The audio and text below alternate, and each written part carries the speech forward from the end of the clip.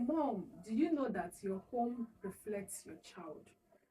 Parents, a dad, a mom, a young man, a young woman, even an elderly average father and mother, your home reflects on your child. I remember growing up, my siblings and I with our parents, even if our parents are having issue, we're always like, Daddy, please don't shout, please don't shout. Our friends live around. Now I'm thinking about it, it's very funny. But that's the simple truth. It reflects on your child because the way they are, if they have an issue, for example, they're trying to sort it out and they raise their voices, people around may hear what is happening. It's going to affect us. So that's not what I'm here to talk about. It's about how your home reflects on your child. If you have a peaceful home, your child is naturally going to have peace. He's going to be a peaceful person.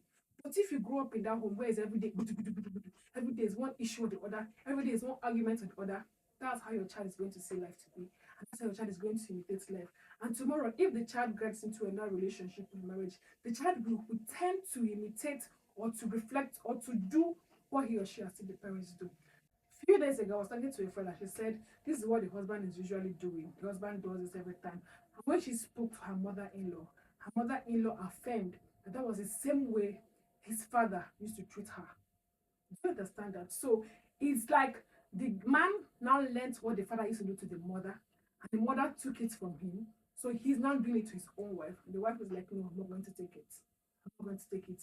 If this is what you're going to do, then let's go our separate ways now that it's still early. And it got me thinking, as parents, you are the role models of your children. You are the first example that your child sees. The first thing your child learns before he or she even goes to school is from the parents. The first words they learn is from the parents, it's from the home. So the home directly reflects on your child.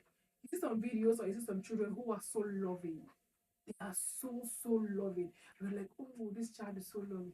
Yes, it's from the home. It's the kind of home the child comes from that makes the child want to kind of way, or to be loving, or to be kind, or to be arrogant, or to be proud.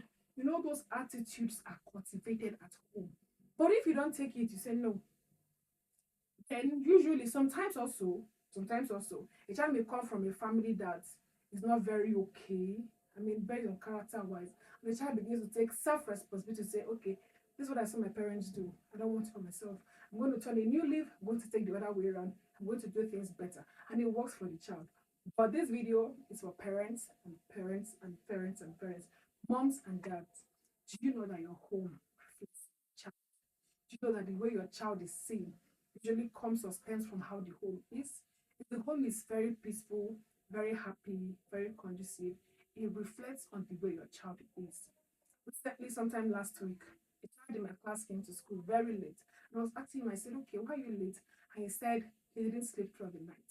He didn't want to tell me why, but when I pushed and pushed, he said his parents were having an issue. And he couldn't sleep. So trying to resolve it. This is a child of 13 years. 13 years old. So imagine how a child of 13 years old is already been affected from what happens at home. Now tell me, as a person, as a teacher, do you think that child is going to achieve anything throughout that day in school? The answer is no, because one, he didn't have a good sleep, he didn't rest well. Two, he's psychologically affected. There's no how he will concentrate. If you're teaching something in class, his mind is on what happened yesterday. He's thinking about it. It brings psychological shame, and it's not good for them. So this is a call to parents, young moms, young dads, average moms, average dad, whether you're rich, you're average, whatever, but please try to make your home comfortable for your child. I understand that sometimes it's not easy because, of course, I'm a mom, I'm a parent. Sometimes it's not easy, but we need to put in effort. We need to try, not just for ourselves at this point, but because our child, our children, needs to be good. Be good. That being good has to be on the character, how the child sees you, how the child sees marriage. Do you know that some people that don't want to get married in this life now or have the children simply stems from how their parents were? Do you know that?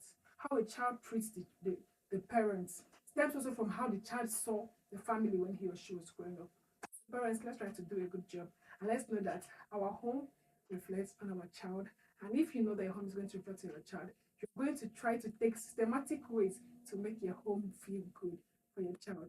If you need ways to make this happen, tell me in the comment section and I'm going to be telling you how to make your home feel good so you could reflect on your child positively.